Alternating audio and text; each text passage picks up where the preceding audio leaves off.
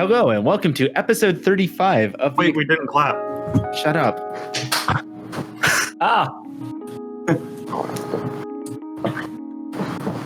We're leaving that in. That's comedy gold.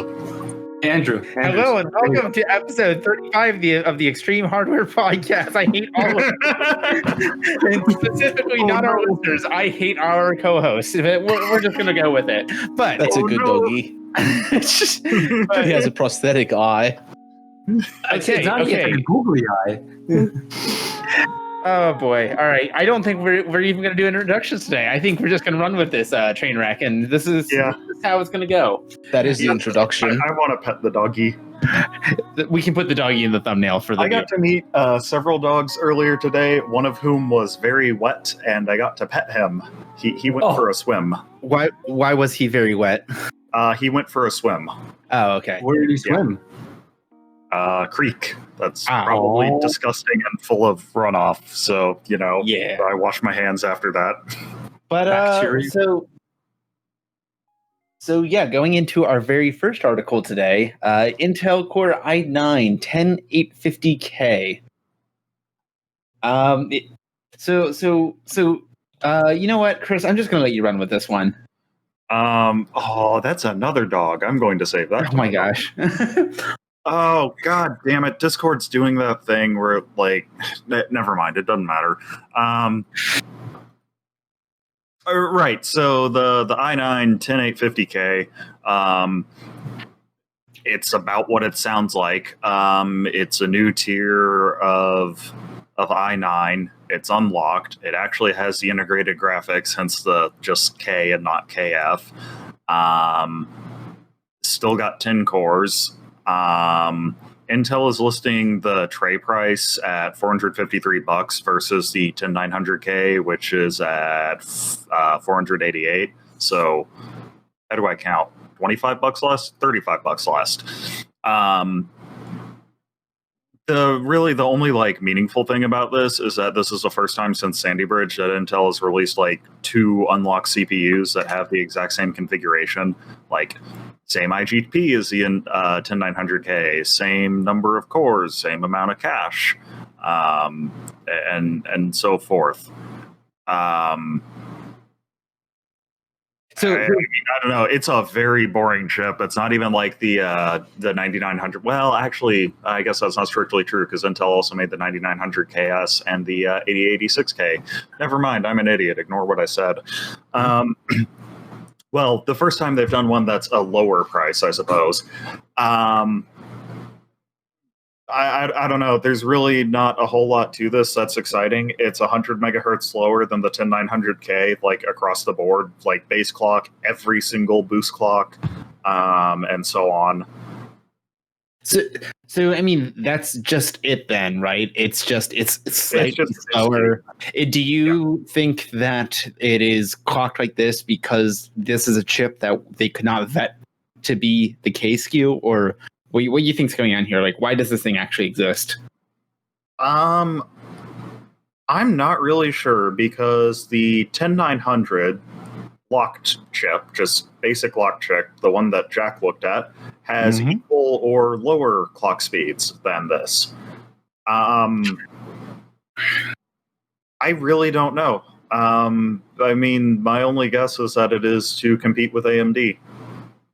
Because this is, there's no retail price for it, but I would assume that it would be $500, which is about 30 less than what the 10900K is going for. Well, it'd have to be cheaper than the KF. I have some guesses and some opinion about this thing here. Go for it. Yeah. You brought up the 10900, and this is basically a 10900 without the fused, ratio multiplier change thing that Intel does to make it, a locked or an unlocked SKU. Oh, do they actually use bits off to do that? Yes, I believe they do. Bits off. You'd use a fuse to set a bit, and you can actually blow those on certain chips. Yeah, it's a one-time right, but. But I as you were talking about this, I was thinking to myself, why does this exist at all? And this is speculation time, and I don't do that much, but Apple switching to ARM. Maybe Apple wanted chips for some desktop thing because, Apple's Apple, and they're like, hey, can you specially make us a SKU for a thing that no one else could have? And Intel couldn't validate it to be a faster chip. They could validate it to be a slower chip because the 10900K was already kind of hard to bin. Yeah. And now Intel has to sell these chips that they were maybe only going to be giving to one OEM. So is that extra 1 megahertz really that much more difficult to bin on these chips? Because that seems like a bit of a stretch. I mean, 100 megahertz overclock. I don't think it's hard. It might be hard to do within like the given power constraints. I don't doubt that these can hit Well, if you think about the thermal velocity boost frequency and the Turbo Max 3.0, yeah, it's pretty easy to get one to be binned for these speeds, but they have to do it at scale. Yeah. Okay. And I think it's the scale is the problem. Ultimately, though, that's kind of missing the point because AMD has made plenty of chips that are the exact same core configuration, the exact same cache, the exact same die, same TDP, both unlocked, except they're just at different price points. Like they've been doing that for ages. So that does go back to really not meaningfully different than that. It's just unusual because it's Intel doing it. Fair enough. I mean, I guess it's news just because Intel's releasing a new chip. It's not special. I really think Ryzen's making them lose a lot of ground in enthusiast spaces. I think if you look at those the things that I complain about whenever they're brought up, the ones where it's like, oh look, this e-tailer sold lots more Ryzen CPUs than Intel CPUs, and yes, but that really doesn't tell you about anything about the industry as a whole, just system builders. And if I were to guess, I would bet that's who's buying a lot of the unlocked chips. I'm not really sure how many OEMs buy those things. AMD is the good corporation. That's right. Yes. They let me overclock all my CPUs, except for the Athlon 200G, which was a crime. Honestly, so the thing that I'm seeing with this chart, at least on a non-tech, is that the price that they have listed is based on 1,000 units. That's the price point. So, what is the actual realistic price of the 10900K going for right now? Well, let's go to PCPartPicker.com and take a look. This is actually going to be really bad just because of Coffee Lake being the way it is. Socket. Ooh, man. Okay. I've already got a system build going. Hang on. 530, 582.50, and then Amazon, because I guess third-party seller, 892.20. I don't think that's like a money laundering scheme. I swear to God. Okay. So 10 cores here. So 10900K is available for $530. That's MSRP. 10900 is available for $470.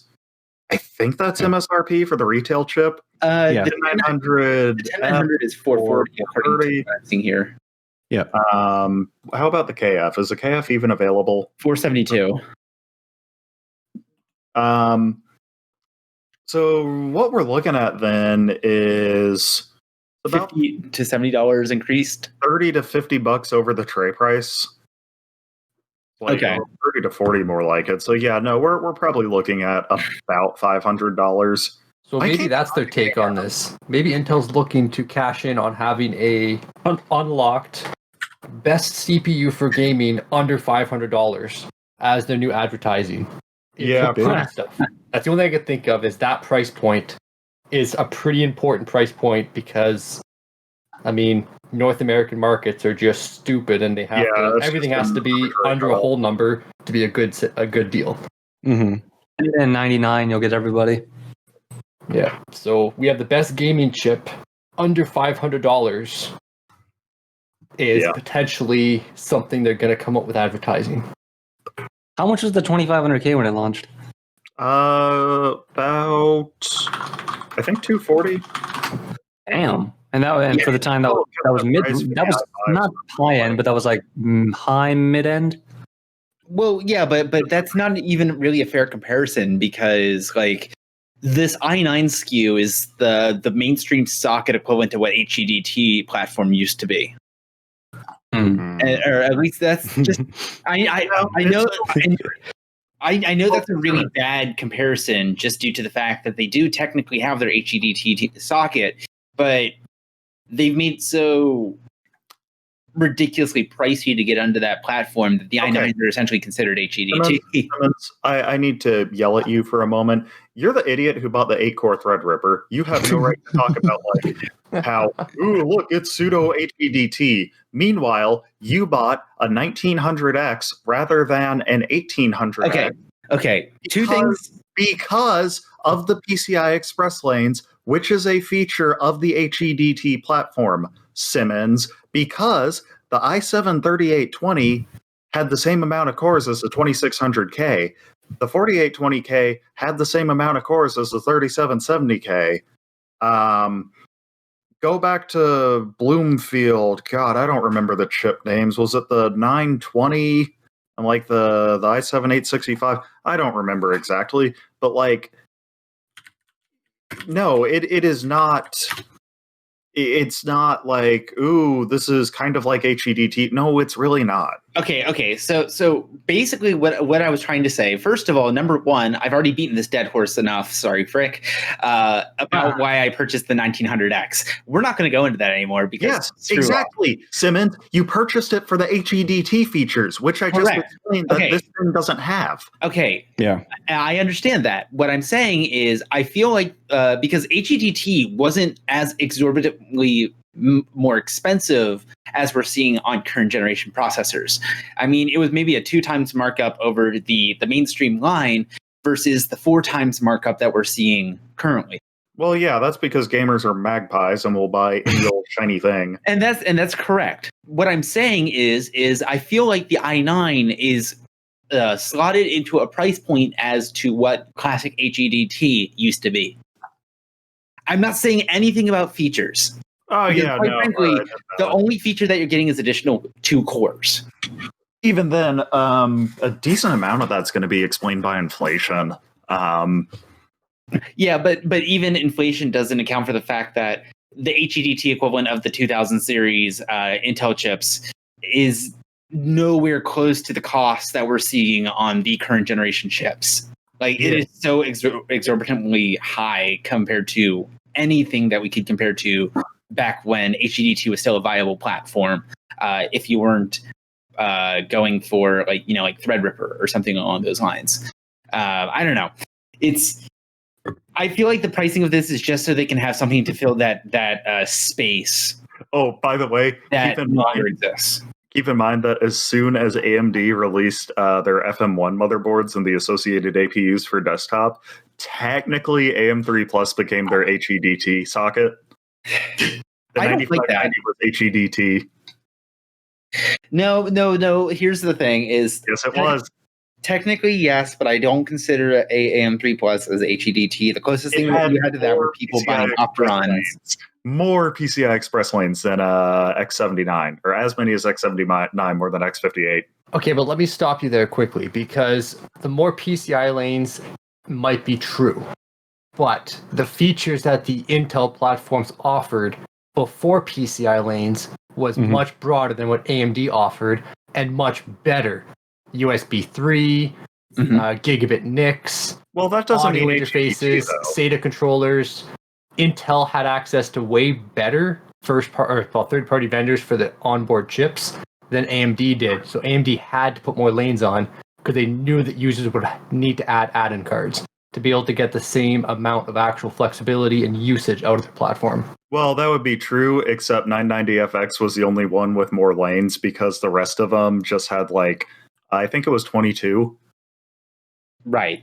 Yeah, one for the South Bridge uplink, one for a GPU, and then I think two general purpose. Two general purpose. That was weird. I don't know. I can't count. I'm dumb. But yeah, no, it wasn't for add-in cards. And actually, AMD beat Intel to SATA 6 gig on the South Bridge on every single port. Mm-hmm. When did 950SP come out? I'm going to look that up now. I'll let you pull that up as I pull up this next link. So I'll just have that prepared for after you find this. Yeah, it doesn't matter. Okay, well, in that case, article on Bloomberg. Chris probably is not going to be able to pull this up because he goes on there way too frequently for some reason. That's not true. Haha, Wait, which link are we on? We are moving on to Nvidia is in talks about purchasing ARM. So basically, this is just something that has been discussed between just executives between the two organizations, and Nvidia is looking at purchasing or acquiring ARM Ltd from SoftBank Group for. No, the numbers that are listed on here. Okay. So it's estimated that they would need to purchase the company for $55 billion.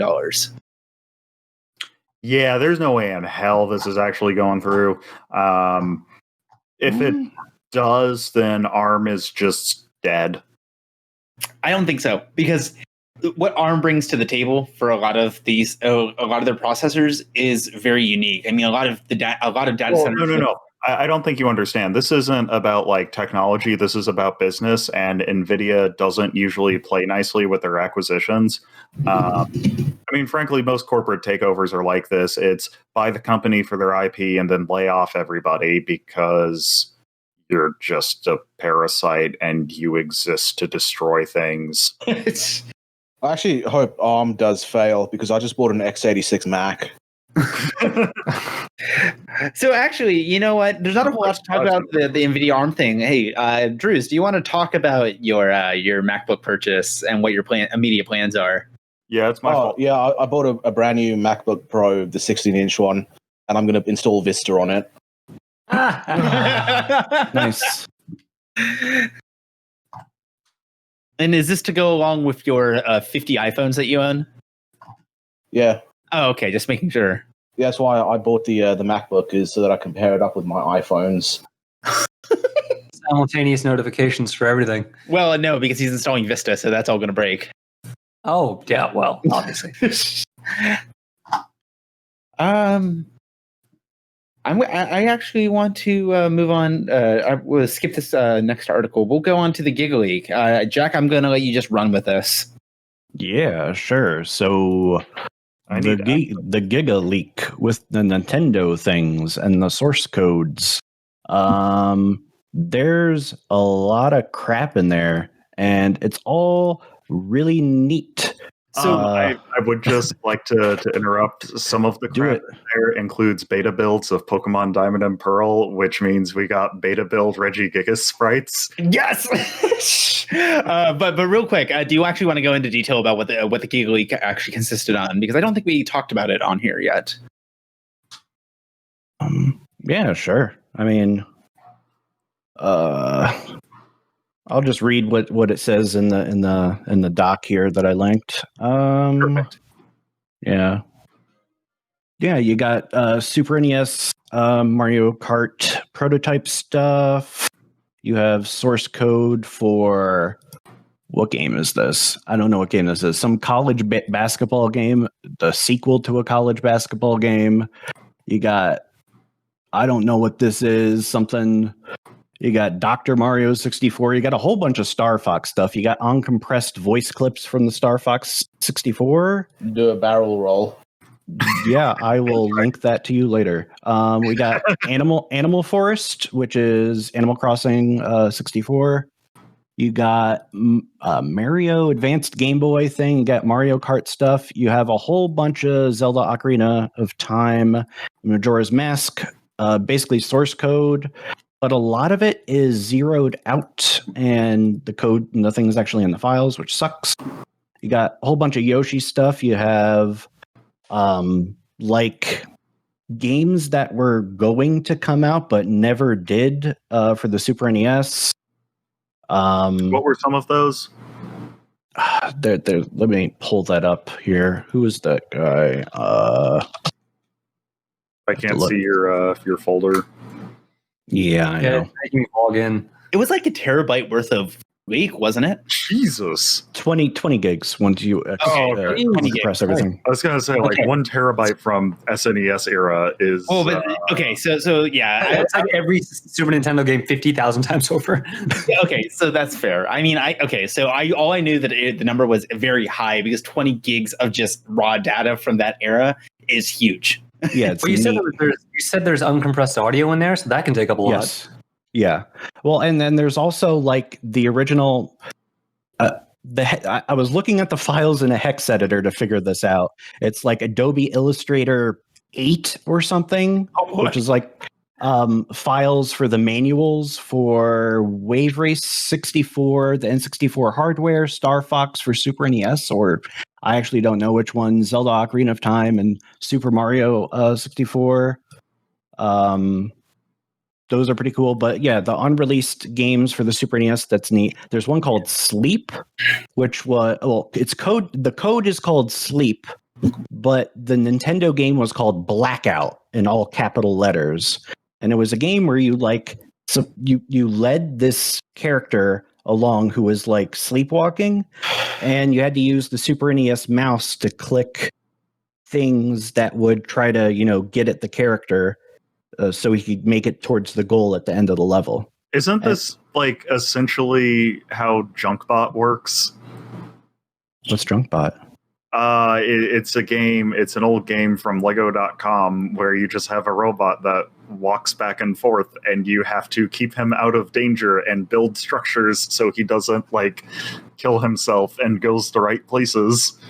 Basically, yeah, it's kind of like that. I watched someone stream this game on Twitch because I couldn't get it working on mine right now. But there's the one thing I noticed from a lot of these games that are unreleased is Nintendo has had concepts that they've used in recent games since the early 90s. Like having things in multiple planes of the background or the foreground, and you jump between them kind of thing. But I don't know, they've been playing around with the same ideas for a while. They've just been waiting for the right time to release them. And it's just neat to see all of this history preserved like this. And to also see the code and the way it works. But yeah. You forgot to mention that the Princess Peach nude models leaked as well. Wait, what? Yeah. So here's something new. Nintendo made nude model for Princess Peach. God damn it. How do you like that? Wait, who said that? Did Axie say that or did Frick say that? No, I said it. Oh, okay. That's why it's not real. Never mind. Yeah. Yeah, no, so I looked at him, but there's like this weird thing about looking at this sort of thing because it's like it was never meant to be seen. So isn't it like morally wrong to share this stuff and look at it? Why? What does morals have to do with it? It's probably very illegal, but who cares? Like, moral? Yeah, I don't see anything. The only thing morally I don't like about this is that it wasn't sanitized for like communications, inter-office communication. I mean, things. frankly, it should just be preserved because it's interesting history. Yep. I think actually one of the more interesting parts is just how well like a lot of this was preserved. Yeah. Like, yeah, that makes me think there's something off about it. Because why would Nintendo keep source code of games from like 20, 30 years ago still? I will actually tell you why. So basically, Nintendo, is very good at being selective with who they share their code with and all that stuff. So there was a company called IQ, which had distribution rights for Nintendo things in China. And how do they do this? They do this by getting the original source tree and other things so they could do localizations for China. And that's where most of this leak seems to originate from, is IQ. And part of that IQ stuff is there are files. There are Verilog files in here. No one talks about these because no one probably knows what the hell they are, which I think is funny. So you have Verilog files for, like, here, let me pull it up here. Do you know what they are, Jack? I do. I set up a tool chain so I can mess with things. Ooh. Yeah, but you have files for what is it? Is it netcard? Yeah, netcard. GBA hardware chip library ARM. Yeah, you got ARM libraries in here that for the ARM 7 TDMI. So if you want to implement an ARM processor, you can. And that's neat, I guess. Wait, sorry. Which ARM chip? ARM 7T DMI. Oh, that's the GBA chip. Yeah. Okay. Yeah. Wait, Jack, what are you using? DevKit ARM? What am I using to do all of this with? Toolchain. What did I install here? I have so many things. I have Active HDL and I have Model Sim and Altium Designer. Unrelated. Yeah. Okay. Yeah, they don't have any tool chain in here that works in Windows. They do have things set up for Linux. But I'm not a nerd, so I don't mess with that. Yeah. Yeah. Anymore. Yeah, anymore. I was going to say, Jack, I know your last major Linux project, and I still regret ever trying to convince you to pursue that.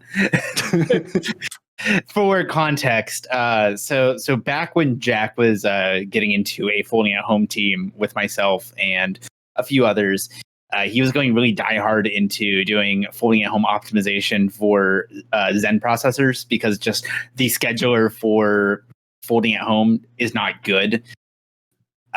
Just based on the fact that each individual work unit and flavor of work unit is a different process code. And basically, he was developing a very stripped down version of Linux to be able to push the most PPDs out of this Zen CPU. And I distinctly remember one night talking to him, and he spent about 12 hours manually assigning the affinity for these work units to specific cores. Mm-hmm. And I still feel so bad about that. Yeah, and that's why I bought a locked processor now, because I'm not allowed to tweak things anymore. But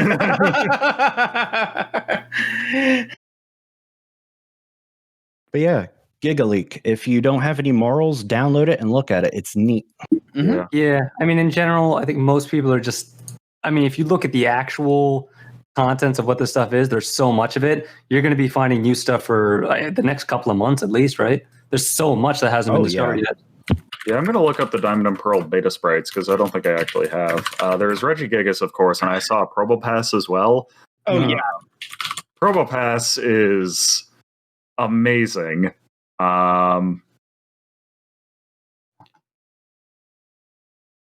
What the heck? Is that Garchomp? Oh, that's disgusting. Well, you got to post some of these, man. You can't just keep it yourself. Oh, yeah, sorry.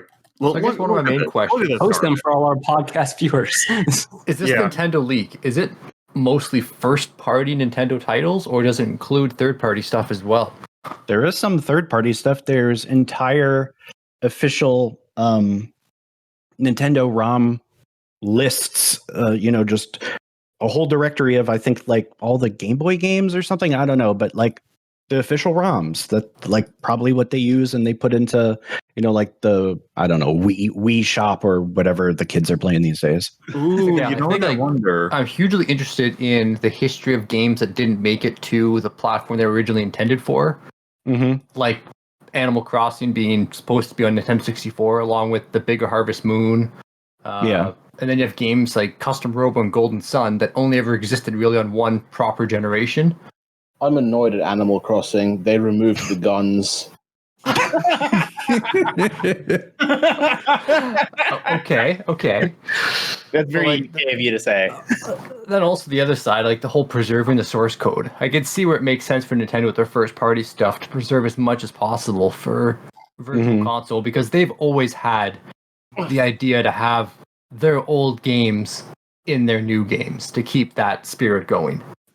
Yeah. Yeah, I mean that is sort of true, but there's also sort of not true, because there's been games that fans have been wanting to come to any sort of like marketplace for years and they never released. But which are they, first party or third party games? They're all like, if there's third party games, I can see why. There's this a long time ago, there was this console or like an add-on for the Super Nintendo called like the Satellaview.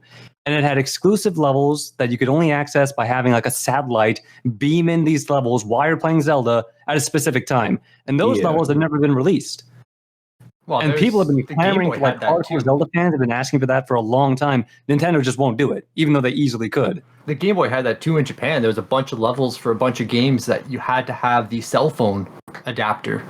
Well, I'll bring up something in relation to that. Like I was bringing up the Verilog things. The Game Boy Advance stuff in here is from Broad On, and basically there are whole files in here for an unreleased add-on for the Game Boy Advance that was supposed to be some sort of a Wi-Fi network distribution card. Yep, I remember that. Yeah, and that never came out, but hey, if you want to make it, here's all the files right here. You could make it now. Yeah, have fun getting sued to hell and back. So just as a random hardware tweaking note, I'm not sure if you guys saw the tweet. I can't remember where it came up, but there was a guy that managed to get the original Nintendo NES front loader expansion port on the bottom to send a tweet. Nice. Oh yeah. Also, that's the future. I mean, hasn't TaskBot managed to like interact with Twitch chat though? Yeah, so actually I was going to bring that up. So TaskBot on one of the demos from a couple years ago, and I actually enjoy talking about this because I got to talk to the lead project, basically the project lead at MagFest back in January actually, and because one of their big things that they did is they hooked up TaskBot to two NESs and a SNES, and using just vanilla cartridges, unmodified cartridges, there was ways that you could backdoor into code them. execution. It just loaded something into RAM. Yeah, so basically, if they just jammed so many inputs into the cartridge using the controllers and the various controller expansion ports that are available to those consoles, you could emulate video and audio. So using these three consoles, they emulated Portal 1 at basically 8-bit graphics or 8-bit colors and at a good 10 FPS, where the user was able to actually control the game live. Now for the demo, it was pre-recorded footage, but still, yeah. No, these it's fun stuff. And then of course there's also Seth playing where he modded Super Mario 3 to be able to shoot things using the NES bazooka. That was Super Mario World. Thank you very much. My apologies. That's okay. I've actually kind of wondered, because the GBA just has that link cable port sitting there. I've kind of wondered like what all can be used for that, because you can read and write data. That's used for like trading in Pokemon games. That was used for the e-reader. That was used for a bunch of stuff. So it's a serial port. You can do something with it. Actually, that was one of the earliest ways to load Homebrew, because you can actually use the GBA's link cable port to load games. There's like an alt mode where the game is just like stored in RAM. Look at the e-reader. That's all. So you can do like you can have some games that, for example, Mario Kart Super Circuit and the Mario Bros game, like the arcade game that's comes loaded with like the Super Mario Advance series. If you have one cartridge, then you can still play multiplayer because your buddy's system just receives the necessary bits of game through the link cable and stores it in RAM. So that was actually a way to load a homebrew for a long time before flashcards became more commonplace. Yeah. It's fun stuff, I gotta say. And also thinking of like legacy handheld accessories that made me really angry. I think it was in Pokemon Fire Red, Leaf Green, or maybe it was Emerald. It came with the wireless trade dongle, and it was only compatible with those games. No, that's not precisely accurate. There were a couple of other games. I think one of them was a Star Fox game. Yeah, I'm not sure why it wasn't just like an arbitrary link cable replacement, but I guess the chips available weren't really cheap enough. Oh gosh, there's a bunch that were available. Classic NES games, Digimon Racing, Dragon Ball Z, Boo's Fury. I don't know how to pronounce that. I'm not a weeb. Hamtaro, Ham Games. Oh boy. Lord of the Ring games, Mario Golf, Mario Tennis, some Mega Man games, and then Fire Red, Leaf Green, and Emerald. Not Ruby and Sapphire, because it didn't exist at the time. I'm not sure if it actually came bundled in any game except Fire Red and Leaf Green. No, those were the only games it came with, and those were also the only games that advertised that they were compatible with that adapter, if I remember correctly. Yeah, that'd probably do it. Yeah, I think they cost like $5 more than your average game, but like, shit, $5 and you get a wireless adapter. Nice. That you couldn't use for any other game, except for those very specific titles, and that made me really angry. Decent amount. There's been a lot of Nintendo. Wasn't there like, I think the source code for like the 3DS, the DS was leaked a while ago. And I remember when it dropped, everybody was like, oh, it's going to change the emulation scene. It's going to change the emulation scene. And then everybody was like, no, you idiots. They literally cannot use any code from that whatsoever. Because if Nintendo finds out they're using actual code from the DS leak, they will shut them down in a heartbeat. Oh, yeah. Oh, yeah, for sure. I mean, those developers can't even look at it. Yeah, no. It's not, I didn't know how severe it was. They can't even have anything that's even remotely like it. Mm-hmm. They can't even do like a copycat code, because if it looks even remotely similar, they'll shut it down instantly. Yeah. And Nintendo will know because they know their own code. Yes. Yes, they do. But honestly, I think the Giga Leak was probably one of the best things that has happened for just like video game archive. Yeah, I think it would be really cool if IP law were such that like big corporations weren't suing people for making derivative fan works. Mm-hmm. You know? Well, I mean, they have to protect IP. Like, I kind of understand what they're doing. They can't just allow people to start doing stuff like that. Yes, they can. If someone makes it on its own, it doesn't sell it, then yeah. But if someone starts selling it, then that's a problem. Why? If you don't defend your because it infringes on the copyright. Yeah, if you don't defend your own IP, then if you don't defend your trademarks. Yeah, I mean, I can't just go out and make trademark isn't copyright though. That's distinct. Well, ask Nintendo. I'm sure they'll agree with that. Yeah, I was gonna say. I'm sure the real understanding about that fine difference. Well, I mean, a good lawyer would. Yeah, no, the problem isn't, Nintendo will sue you if you do this. No, that's not the problem. The problem is that Nintendo is able to sue you for doing this. Mm-hmm. Like, it's kind of like, I kind of had the realization like a year ago, if we had modern IP law back in like ancient Greek times, what would happen is instead of having all of this mythology and all of these epics, we would have a bunch of petty idiots suing each other for the rights to use like Zeus in their new myth. I like that, though. we have left culture in the hands of big corporations who don't care about it beyond its ability to make them a quick buck. Mm-hmm. Nintendo literally has the source code for these things, and they're using emulation to like make Switch ports and whatnot. Yeah, They could take Mario 64 and recompile it for the Switch natively, like people have done for it on PC. Like fans with some leaked code. Granted, you can do that with the decompiled version. That's been floating around for several years at this point. Like, if you just Wait, what's considered the best Pokemon game? Is it X and Y or Black and White? Heart Gold and Soul Silver. That's it. Okay, so that's a rehash of the old one, right? Correct. But Soul Silver can't be the best games because 1, they're Gen 4, and 2, they're based on Johto, which is the worst region. Okay. First of all, you're wrong. No, everybody likes Gold and Silver because, like, one of the biggest features is that you get to not be in Johto. Well, okay, no.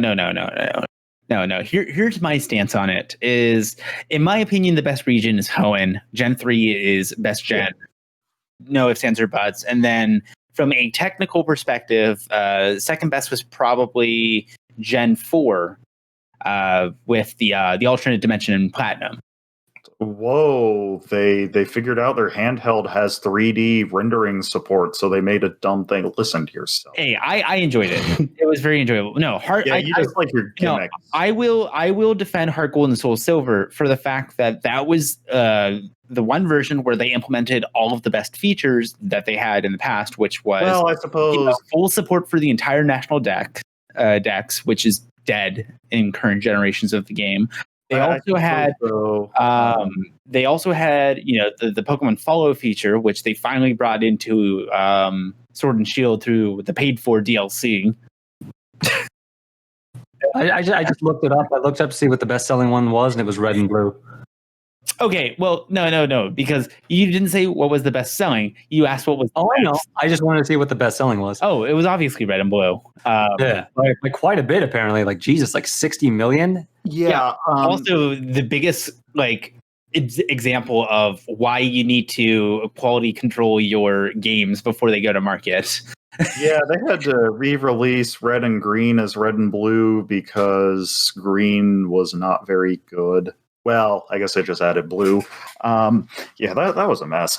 No, the thing about Heart Gold and Soul Silver, though, that I will say definitely improves over Gold, Silver, Crystal, is that Kanto is actually complete this time, and the Viridian Forest isn't a sad little overworld maze. It's an actual dungeon now. Yeah. Yeah, they ran out of cartridge space. And also what I will say is the one of my favorite features of Heart Gold and Soul Silver was their integration with the Dialga Palkia, Arceus, and all that stuff, where basically they incentivized you to have friends who also own the game. So you could. I'm going to have win. No, because basically how it would work, in order to get those 3 entries for your decks, you would have to go to the Arceus realm that they had set up, and you would have to give it the orb that was associated with the specific dragon that you actually wanted to have. Andrew, I'm going to hit you in the face in real life. Incidentally, Simmons, I believe that part of that in-game event includes a photograph of 9/11.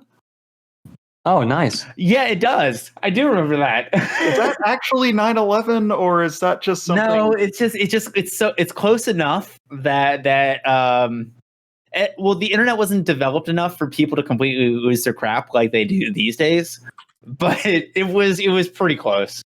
No, I think. Oh, wait. So, how many of those games that you just said can you catch every single Pokemon? Because I know you can't do it in the new ones. I think the last one you could do it was Gen 5. No. No? You can't catch all of them in any of them. That's how they sell you one game. No. Specifically, what I think he's referring to is it possible to get the entire decks for that generation? Yeah, every Pokemon. If you have the games from that generation. I think Gen 6 is when they nixed that. I think you can, barring some legendaries. But if we're talking about event legendaries, then I'm not really sure that counts. I just want a game where I can catch Mewtwo and the Pikachus, and that's it. Well, that's all of them. Congratulations. Oh, you can. Oh, okay. I'm happy. They can never kill off Mewtwo. He's too iconic at this point. Too strong. But anyway, I think now's a good point to move on to our next topic. And is Pikachu in the game? all of the photographs listed. You know what? Can I have a Pikachu in that game? I want one. You can have a Pikachu in every game. This video is from 2000. Can I have one in? Oh, I can't have one in GTA San Andreas because there's a mod for that. I installed it once. There's a lot of good mods in San Andreas. I'm just gonna breeze over this one really quick Why did they because just put like actual photographs of things into this? I've you had looking a at lot of 9-11 podcast juice. We're looking at Pokemon photographs. okay, so while he's looking that up, just let me go through this real quick, guys. Intel 7 nanometer has been delayed until either late 2022 or early 2023 because they cannot get their fab straight. 10 nanometer plus. Hey, remember how Cannon Lake was supposed to come out in like 2016, the year after Skylake? Yeah. Remember how Cannon Lake didn't come out in 2016, the year after Skylake? Yeah. Yeah. I have a Cannon Lake CPU now. It came out in like winter of 2018, towards the tail end, because Intel promised 10 nanometer chips before the year was over. Yeah. Basically, Shintel is finished. Shintel is finished. No, they're not. Now, You're banned for saying Shintel that. is finished.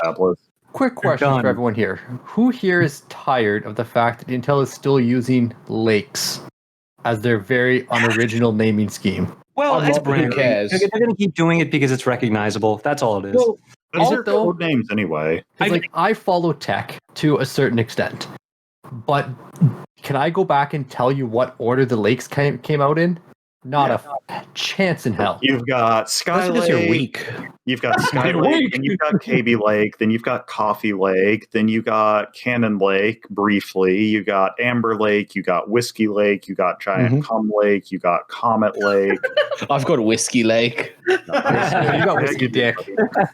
Yeah, that's true. You forgot so about hang the on. laptop chips in there too. If this is true, then AMD is finally going to have a chance to dominate. Well, no. What I'm going to say, No. all right, here's my running theory: Not what that is means. once they can finally actually produce a 7 nanometer product, they'll kill off the lake naming scheme. I'm hoping so. Well, keep in mind that they finally produced a 10 nanometer product, and it half of it was just broken. But I guess if they're still on the whole core kind of architecture, I can't see them getting rid of the lake nomenclature either. Actually, Yeah. how about this, Simmons? They're the only Cannon Lake products. The only CPU is the i3-8121U. It is a 15-watt part, 2.2 gigahertz, boost to 3.2. Yep. Basically, it's Skylake, but 10 nanometer and with AVX 512. Every single system that this thing is in also comes with a Radeon RX 540 GPU. There was one laptop made by, I believe, Lenovo that was released in only China. And then there was the Crimson Canyon NUC, which I have sitting upstairs because it finally got cheap enough to impulse buy. I thought you put that in a hard drive cage. No. Not yet. Yeah, eventually. So so basically AMD is already dominating budget and mid-range laptops. So all they got to do now is focus on the high range, and they're solid. Yeah, there's still tablets. No, actually, phones. they aren't dominating because of how the industry works. Industry. I don't think you understand. You can make the fastest CPU in the world. You can make the most efficient CPU in the world. Like AMD tomorrow could come out with a chip that's 100 times faster than Skylake, and it uses 1/100th the power. And unless they actually get the contracts to produce this thing and like get it into systems, it's going nowhere. If they don't have like dev support for it, if they don't have like software written for it, like, you know, how they kind of didn't have that for Zen 3 or Horizon 3000, Zen 2 when that came out, it's not going to work. Yeah. But the hard part is they already made it, so that at least half the battle's done. They have That's the product. like 25% of the battle, actually. Yeah, I mean, having it, they got to fucking have it in the first place. At least they do, and they're giving Intel some competition. No. The difference between AMD in Bulldozer era versus now is they actually have some market share. That's it. That's the only real difference. They don't have enterprise. Intel's still dominating enterprise. the big difference is they don't have Roy anymore. Mm-hmm. That's Hey, true. Alex, have you considered showing up to the podcast? I've been here the whole time. Yeah, he has been. yeah. No, he, been here for he just, years. yeah, You've been he muted just- the entire time. No. He just knows when it's the appropriate time to speak. Oh, Yep. okay. Okay, so moving on. So you guys have phones, right? Haha. That's, Oh, please, no. Oh, no, I don't do have a it. phone. Wait, Why would I hang have a on. phone? Hang on, just before you talk about that, I wanted to chime in on the Pokemon. I think the best was Ruby and Emerald, but I'm skewed because that was the first one that I played. Ruby and Sapphire don't really hold up all that well compared to Emerald. yeah, but I will say Omega Ruby, Alpha Sapphire, fantastic games. I thoroughly enjoyed them. Gotta say though, the one thing that in hindsight is really not good about Hoenn is that all of the NPC trainers just have like Zigzagoons and Poochyena like the entire region. Well, obviously, the Game Freak was trying to cater to making the professional scene that much harder to IV train for. So no, The professional scene? Wait, Okay, what? IV training isn't a thing. or EV training. My Thank bad. you. You told me there's competitive Pokemon play? Oh, yeah. Are you boy. telling me you don't know Oh about my it? god. Okay. Yeah, there are legitimate tournaments, and in order I'm to about this close to leaving if Frick keeps talking. I'm not. I'm not doing this. no, stick around because I want you to talk about this next topic at least. No, do it. Quick charge. Okay, you know what? Yeah, we'll get there. But you all have phones, right? And don't you enjoy all of these beautiful features that are coming to your phones? Do you guys not have phones? Yeah, you guys all have phones, right? Wait, are you talking about Diablo? Because I'm playing Diablo. Oh, you're playing Diablo on your phone. Oh, perfect. This Wow, is don't you have for a you. phone? No, I know there's an immortal announcement for China. Oh, Only China. Well, China plays on mobile phone more than desktop. So And Blizzard probably makes way more money in China than they do in the US. what's sad is they make more money on like Hearthstone mobile and Diablo Immortal than they But have. also Yeah. keep in mind the living situation over there. You have so many more people in a small area that computers are not feasible for people. So Right. Phones are the main source of media consumption in gaming, so they have to cater to that. They should just be getting Cannon Lake Nooks, though. Those are small. No, like they'll have laptops, but it'll be work laptops. But with Cannon Lake. Yeah, like a Lenovo thing. Look, let's just go on to the Diablo Immortal announcement. no, that's not what this is about. This is about even on quick the charge. list? Can we like kick Andrew? No, Andrew's I fine. like them. Andrew is fine. So, Quick Charge 5, Qualcomm's Quick Charge 5 has just been announced, and the numbers are reflecting up to 100 watts of wireless charging power. Why? That was I don't want to microwave my phone.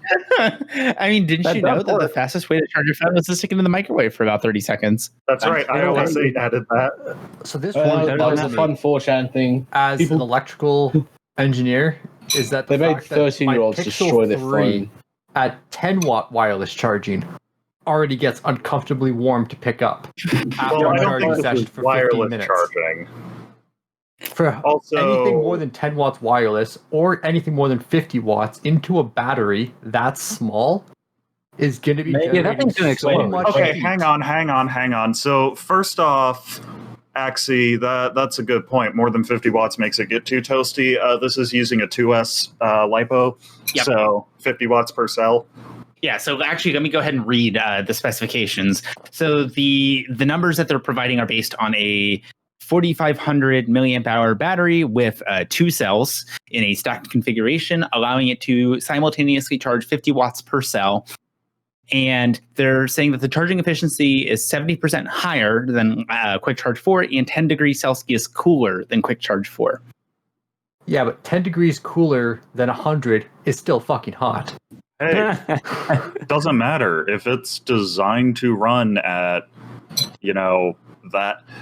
temperature doesn't matter as long as it's below like what it's designed for. It's kind of like how people got really panicky because like, oh my god, bits and pieces of my new Radeon GPU are now over 100 degrees. Like, yeah, That's in spec. It's supposed to do that. Yeah, but that's context still. Think about a phone where you talk about something that people are touching, or it might be going from cold. Let's say it was outside in close to winter or the fall it's or not something. the whole phone. And then you stick it on for charging, and all of a sudden you got a super hot spot because that part of the phone was warm enough that temperature throttling didn't kick in to slow the charging so it wouldn't get too hot. And now you got bending happening inside or PCB damage. Then you're going to have full class action lawsuits because the phone breaks and causes third-degree burns. I don't see what the big deal is. Yeah, I've used augmented reality on my phone, and it makes the phone very hot very quickly. Yes. Yeah. I was going to say, got the negative part of the way. Samsung S10, which is a flagship phone, and the heat management on that thing, if you use like Uber or any sort of like long-lasting app like that, it gets almost too hot to touch. Yeah, I was going to say, back when I was really heavily into Pokemon Go, basically what I had was my phone mount in my car was set up directly in line with one of the AC vents. And I really like those Samsung Galaxy Note 7 memes where it's just a hand grenade. It did blow up a GTA car. 5 mod got DMCA'd because Samsung was upset that they turned the C4 into a Note 7. There was one car that was actually blown up from a Note 7. Yeah, it was a Jeep, so nothing of value was lost. Yeah. I mean, I agree 100%. Teslas are just the Note 7s of car. Simmons, what do you mean you agree? You've had to take your door off on your car twice. Yeah, but I don't like Jeeps. I don't like the fact that you have to replace your axles every 15,000 miles. Have you seen the death wobble on Jeeps? It's just hilarious. I know you said the swear word. Oh, man. But unlike Chris, I can regulate myself. Because I need to drive that. So, do you know what's very interesting about Jeeps? I see them drive without their doors on a lot. These side mirrors are attached to the doors, so if they're driving without their doors, it's illegal. Yeah. A really funny thing about the Jeeps, if you take the doors off, the chassis bends and you can't put the doors back on. No, I'm pretty certain it tells you, like, don't go over a certain speed. Yeah. I.e., this is only for off-roading, rock crawling. Yeah. And they just don't... Do Jeeps have more accidents than other cars? I don't know.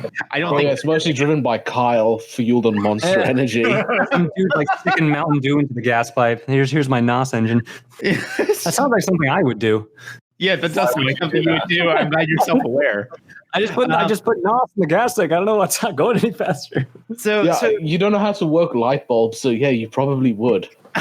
The light bulbs work. You don't know how to dip Oreos in a glass. Because it makes sense. Pretty great. Show you why that makes sense. That was pretty great, Frick. Okay. Frick does have a point. Like, that is a really good way to have Oreos. I usually just put a whole pack in a bowl with milk. I'm going to cyberbully Frick. I'm being back to quick charge. Keep pointing me on the internet. No, there's not a whole lot to say about it. It's just the spec was finalized and the official numbers are out now with the spec. Hi, Dougie. I'm still going to hate that we have this much. Like, it's saying it's support for greater than 20 volts as well.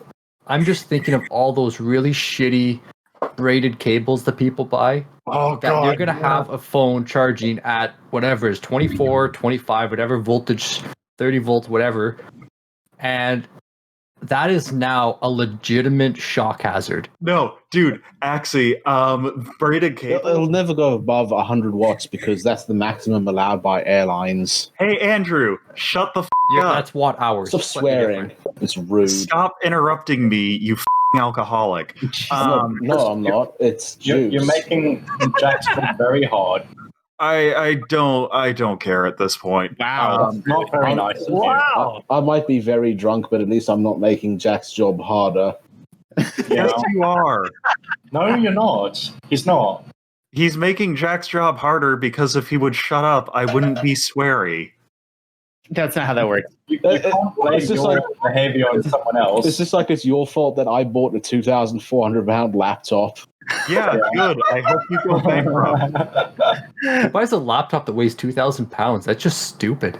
Yeah. Okay. $2,800 then. Is that bad? It gets like 10 minutes of battery life. So back in the winter, I bought some of those braided USB-C cables. The box had a sticker on it, which included a warning that said the cable might become warm during operation.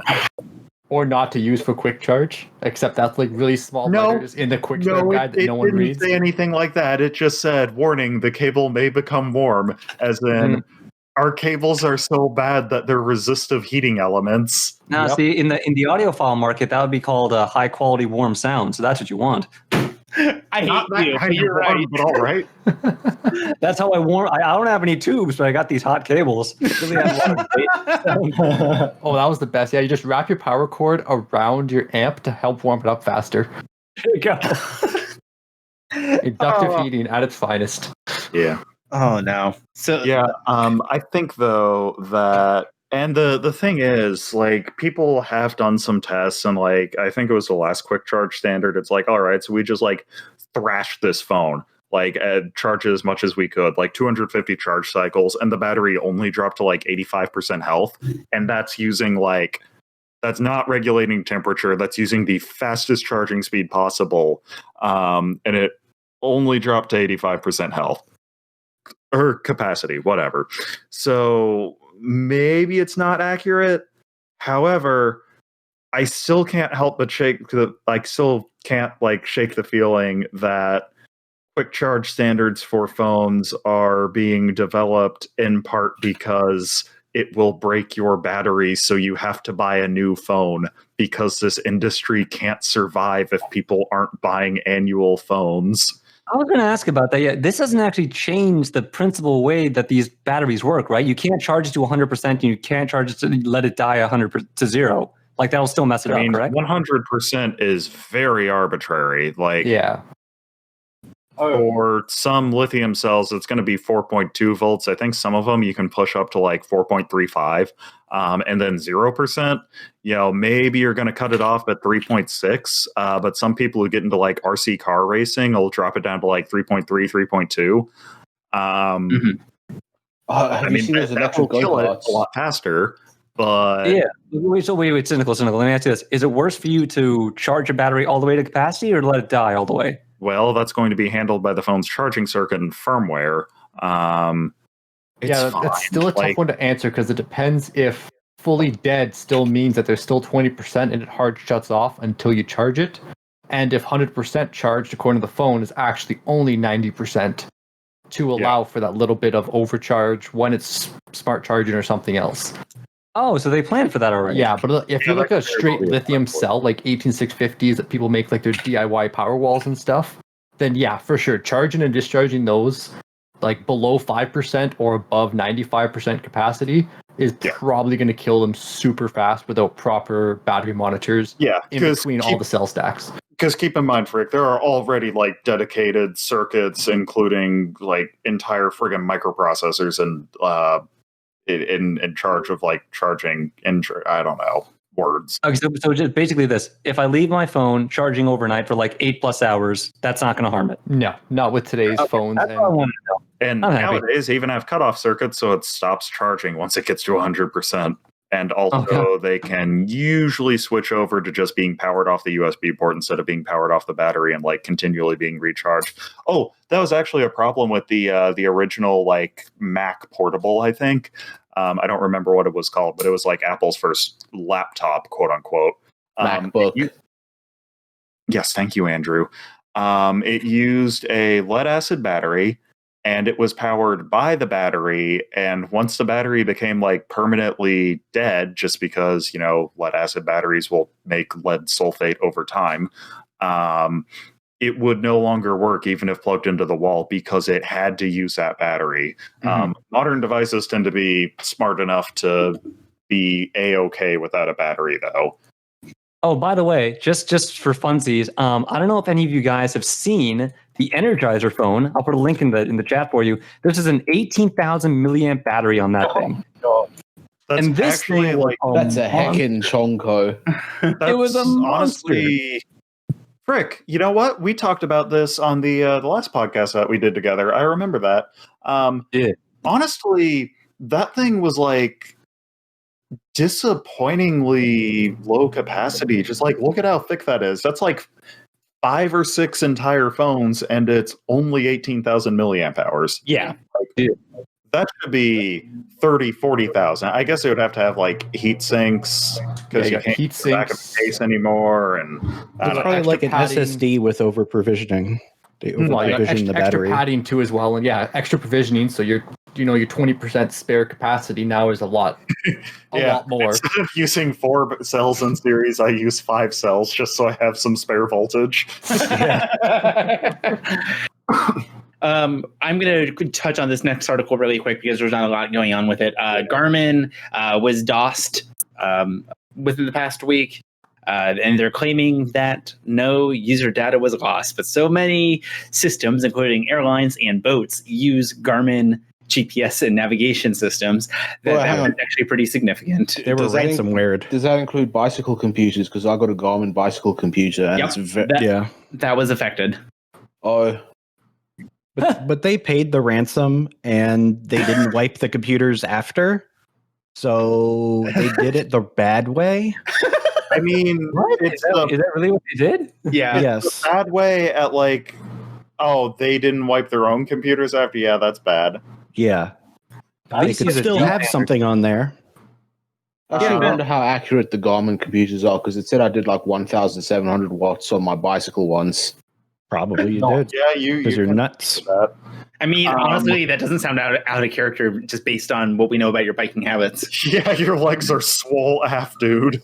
Can you post your gams, please? Regular jeans are like skinny jeans for me. Good for you. I'm proud of you. Yeah. Isn't ransomware pretty easy to get rid of nowadays anyway? Like, it's not that difficult? No, not really. Just like you nuke your computer. That's basically the solution. So actually, no, it's not easy to get rid of. But oh my God. So shame on Garmin for being complete idiots with how they handle their systems. But bit bigger question. Why does this matter? GPS isn't handled by Garmin. But no, here's the thing, is the system is directly associated with the software that allows it to interface with the GPS satellites. So basically what the DOS did is it killed... Why is that software not isolated to the device? Because Garmin and data mining. Oh, yeah, you're right. We have to be always online. Why? So we can issue patches because you're always online. To protect you from the hackers that you're exposed to now because your oven is an internet-connected device. That's what... I'm not sure who... Whoa, you're laughing, but that's actually true. You get Internet of Things ovens. You have the entire Samsung line of appliances. Yeah, I follow. Highly recommend following @InternetOfShit on Twitter. It's a very good account, and that doesn't count as profanity because that's just their username. It does, but it doesn't. It's correct. That is a really, really good account, and you should absolutely follow it. Yeah, I cited it. I actually cannot read anything right now. I'm not surprised. Okay, so who added the Spotify article? Because I'm going to let you talk about it. All right, so hang on, let me bring it. I was looking at Andrew's posted a link to a bunch of Shibos. I was looking at tinyheadedkingdom.com. Okay, hang on. Okay, yeah. So Spotify CEO says that working musicians may no longer be able to release music every 1 to 3 years, 3 to 4 years, if they want to make any kind of money. So there was an article that came out where streaming and sustainability started coming up, and the CEO of Spotify denied criticisms that Spotify pays insufficient royalties to artists and insisted that the problem was musicians aren't releasing enough music. So we're not paying little. Aren't releasing enough music that we can exploit them for. Spotify can go away. I don't like them. That's why I use Apple Music. Oh, okay, that's better. So it's actually funny so his statement, just anybody who knows music or any sort of creative field, it's like one of the most infuriating things to read. Or he says, what is required for successful musicians is deeper, consistent, more prolonged commitment than the past. The artists today that are making it realize that it's about creating a continuous engagement with their fans. It's about putting the work in and working hard. That way your fans can keep coming back for more. Like, oh my gosh. Oh yeah, dude. putting the work in and working hard. That's why you're churning out like, oh my god. Well, we're going to go back to the days where you buy a CD from an artist for the 2 songs on it, and you always skip the other 13. No, that's stupid. I listen to Oliver Tree, and he doesn't release music very often, but when he does, it's really good. Yeah, I prefer the few and far between albums that are all good songs. Not just release 5 songs every year to keep engagement up and keep yourself relevant. Yeah, no. I mean, like I like a couple of the very, very small artists that I follow. Or the one I'm specifically thinking of, Shroomhead1 or SH1. He puts up an album a year. However, it's of all of his little projects that he just works on throughout the entire year. And then when he actually wants to do like a full-fledged release, maybe like every 2 to 4 years, then he goes to a label to handle it for him, essentially. And the main thing was that what caused all this was, do you guys know which streaming services pay the most and which one pay the least? Oh, I actually know this one. Let's start this. Tidal pays the most. Tidal, yeah. Yeah, Tidal pays $2,400, I think, per million streams compared to Spotify, which pays the least, I think, $800. I can't remember the number. So YouTube is actually the least by quite a bit. Actually. Oh, yeah. I forgot YouTube does that as well, but they don't really count. Yeah, so here's the YouTube DL chart in the chat to give you an idea. It's Tidal and Amazon Music Unlimited. The font is too small. You can zoom in. Okay, so back to Spotify. I'm not sure if you guys noticed, but so YouTube pays the least, right? They pay like 0.00018, right? But YouTube Red pays like almost the most. They pay almost 9 times as much. Oh, yeah, frick, that's kind of like... no one has YouTube Red, though. Wait, yeah, YouTube Content ID. Of course not. That's just like the anti-piracy thing. Well, Frick can see this himself if he wants to. Yeah, I'm looking at it. If he won't. No. You can see it yourself on your own channel. Oh, yeah. Oh, Alex, you're making money on YouTube now, all 1 cent of it. Yeah, Alex, you're not even original. It doesn't matter. Yeah, it doesn't. Your estimated ad revenue. Yeah, boy. $5. Actually, technically, it's $5 and... I thought you made like 1 cent. 1 cent. No, I didn't spec Element for that. How many views is that to get that $5? So what is your CPM? I probably shouldn't say it on air. No, it genuinely doesn't matter. I don't know. I'd have to check. I have no clue. Oh, yeah. After the podcast, Cannot read. Let's compare things because it'll be interesting.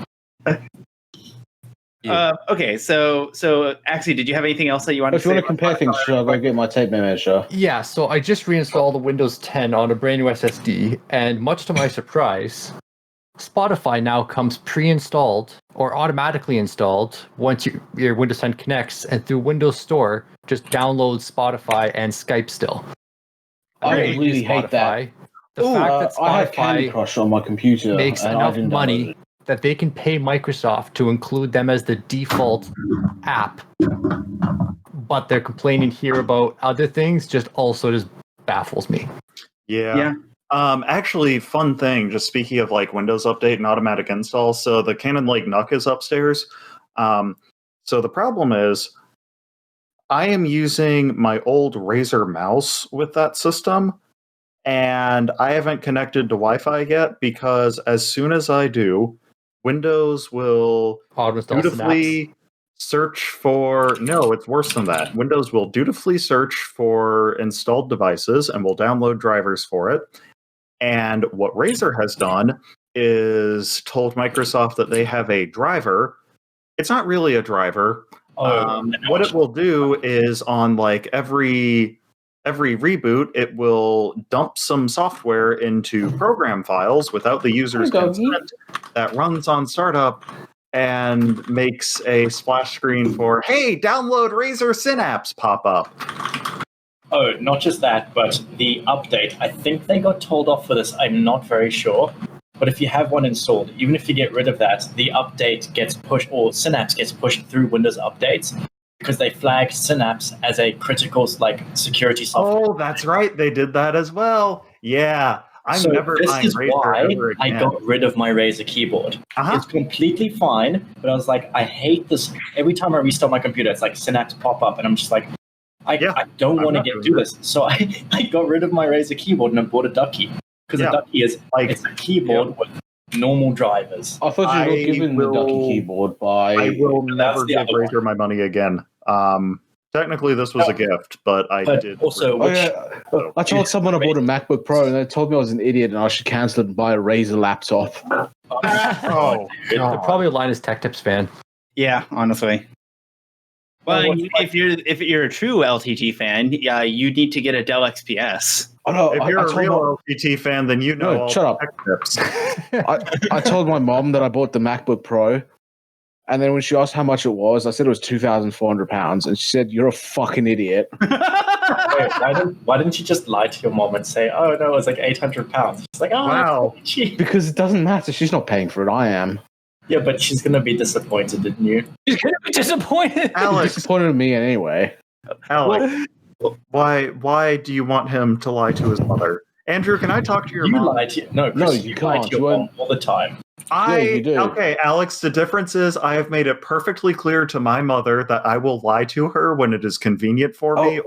Hang on, Chris, I've got a really good idea. Should I tell you what my actual job is when this recording is over? Yeah. Yes. Okay. Okay, if this podcast gets 50 likes, we will bring Andrew's mom on for next episode. Yeah, if it gets 10 likes, because it's not going to get 10. Okay, so if this podcast gets, I'm going to fucking break these headphones. Oh no! Stop! Don't break the headphones. No. I've got a good segue into one of our last two articles. And do you know what else is a really, really bad purchase? Sony products. Usbc. No, we're not at the e-bus yet. No. So I know how everybody in here is so excited to get a PlayStation 5. But I actually won a PlayStation 5. Yeah, me too, actually. Gran Turismo 7 looks amazing. Okay. No irony. So, okay, but do you know what's better than a $500 or $600 PS5? What about a $4,000 PS5 or maybe a $5,000 PS5? What the heck? Let me guess. Is this like... It's the stupid like, oh, it's got gold on it or diamonds. No, it's a PlayStation 5 for Dotard Drumpf. No. Okay. So the PS5 truly exquisite edition is a 24-karat gold-plated PS5 controller and headphones. Told you it's gold-plated. Yep, you hit the nail on the head. I'm just going to get one of those. Just for like the Saudi Arabia market or something? Yeah, probably, honestly. Yeah. Imagine, Frick, being like a Saudi prince with all of this oil money available to you, and you think, I'm going to play video games. Like, what? No. Oh, no. Now, hang on. The highest level person on Steam is a Saudi Arabian king or prince. Wait, yeah, no, that is a good point. He plays a lot of anime games. Yeah, he does. He's also a massive weeb. But should I sell my Mediterranean island and get the 24-karat gold PlayStation 5?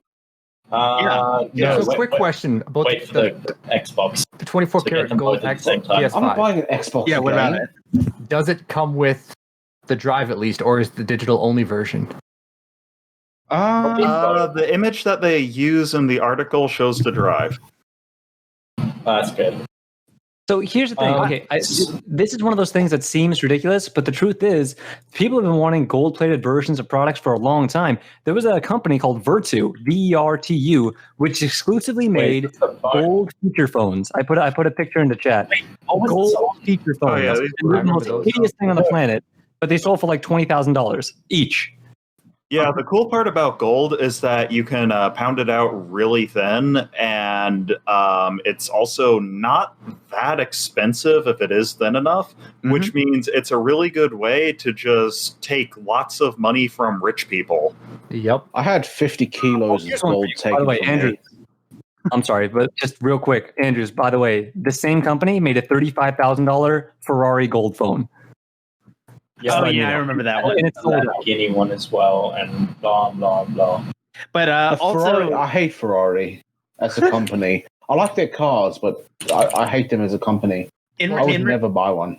But in regards to this 24 karat gold PS5, they also have 2 other variants that they're going to be releasing around the same time. This comes out this Christmas, by the way, if you just have money burning a hole in your bank account. Oh boy! They also have the Stop rose tempting gold. me, Simon. They also have the rose gold version and the platinum plated version. Wow, platinum. That's distinguishable from silver visually. Platinum is very expensive silver. It is. And on top of that, white gold. That's just dumb. Yeah, it's just Actually, silver. the white gold and platinum are the same things, and platinum does have a use in exhaust boys. Yeah. That's the one. They have an actual use, but as jewelry, it's just a waste of money. Buy silver and tell people it's platinum. It doesn't matter. And silver is super, super cheap and looks exactly the same as the high-end stuff. So white gold is not the same as platinum. White gold is low quality platinum. Yes. I can't get back in this Discord. I can't move my mouse to where the Discord thing is. And our last article for the day, as in the same context of expensive things that probably shouldn't exist, there's a very unfortunate electric car that will be coming to market soon called the e-Bussy. It's German. Hey Simmons, if e-boys have e-bussy, then what do No, shut up, Chris. No. Okay, I would unironically buy one of those e-bussy things because they look neat. Okay, so the e-Bussy is quoted as being inspired by the Volkswagen bus, and it is being manufactured by a German company called Electric Brands. That's the name of the company. I had a look at them, and they genuinely look pretty good, like for a van. So this e-Bussy is going to have a 10 kilowatt hour battery with an approximate range of 124 miles. It has off-road suspension, and no.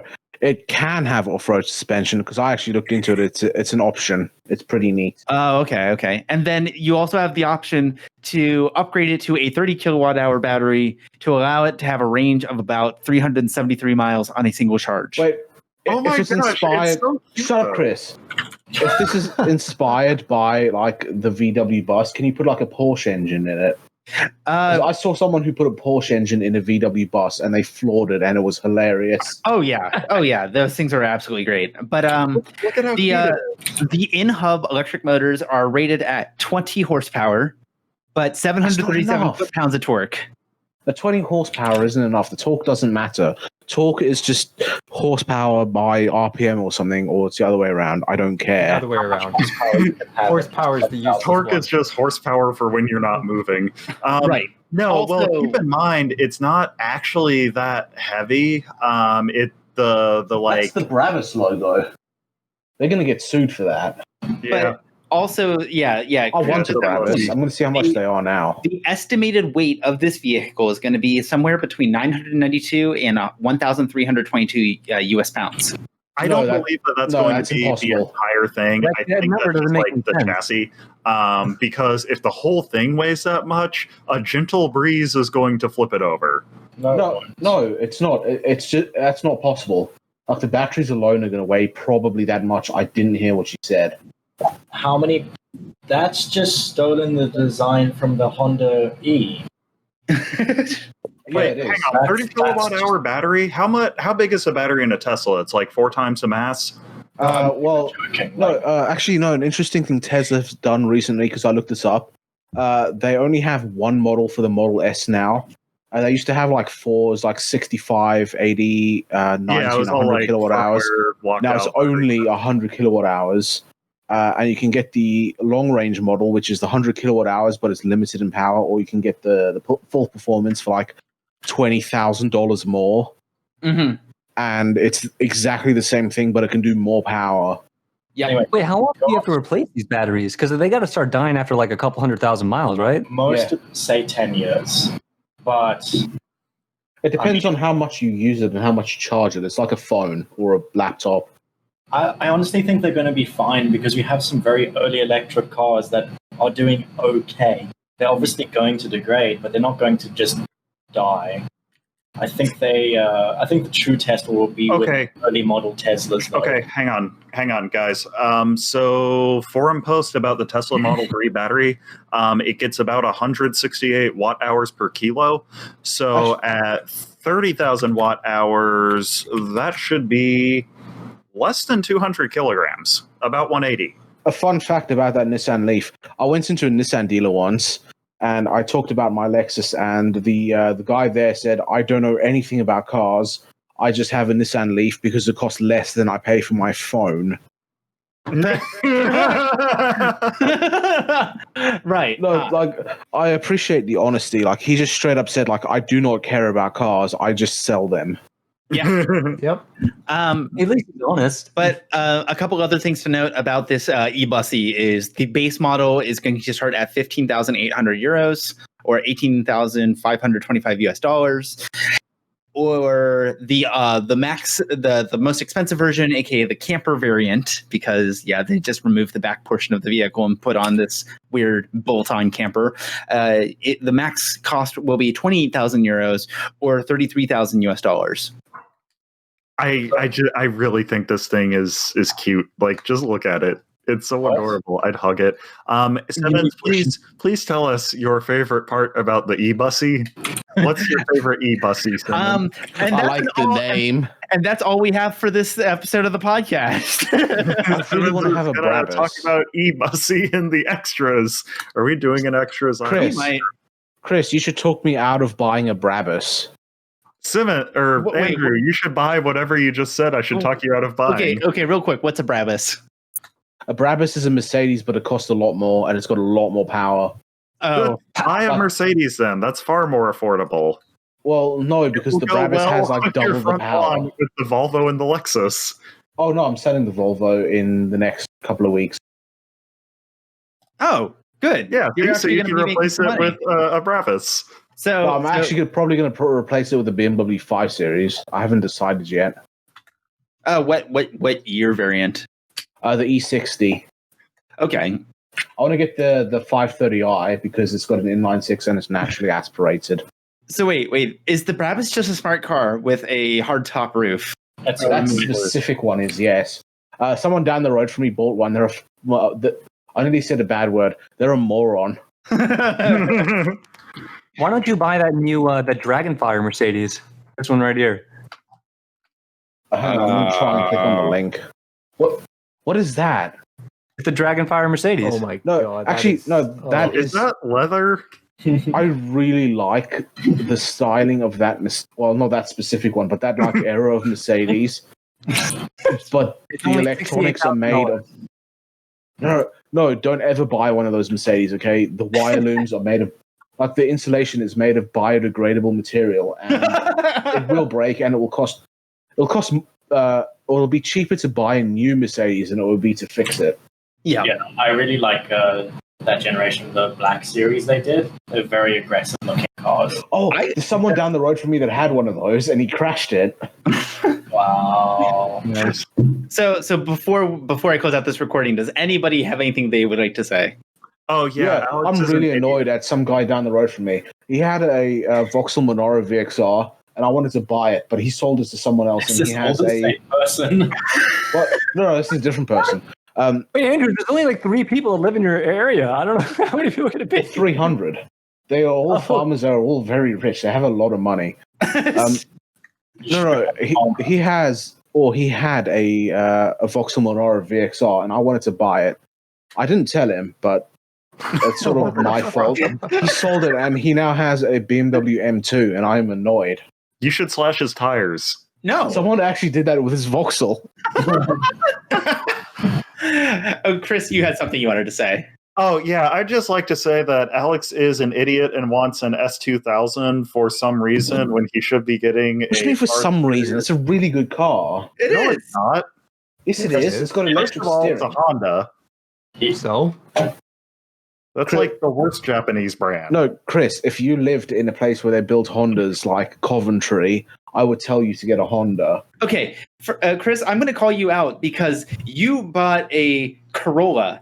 And the moment that you he bought the wrong Corolla. He should have bought a blue hatchback, but he bought a white sedan. $5,000 extra on a Corolla. Yeah, I'm going to do that. Okay. Also, Chris, I will make a comment that when you got into my 96 Civic, the first thing that you said is, I'm mad that I fit into this better than my Corolla. That's no, Simmons, that's not a Honda thing. That's a 90s sedan thing versus modern sedan thing. Oh, yeah, no. Chris actually has a point because I have a Volvo S80 and I can fit in that just fine.